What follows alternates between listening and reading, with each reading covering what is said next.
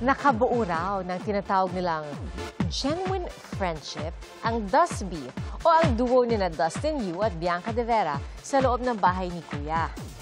Marami ang sumubaybay sa kanilang PBB journey at may mga nag-ship pa nga sa kanila.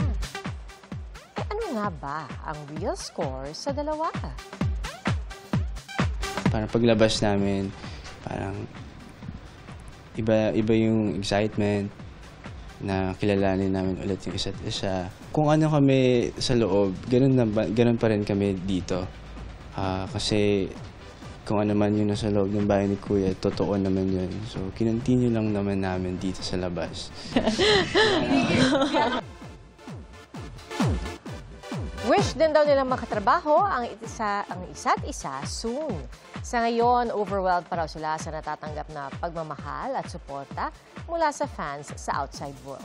At hindi man sila umabot sa big night, wala raw pagsisisi sina Dustin at Bianca at proud sila sa Big Four. Mga kapuso, maging una sa saksi. Mag-subscribe sa GMA Integrated News sa YouTube para sa iba't ibang balita.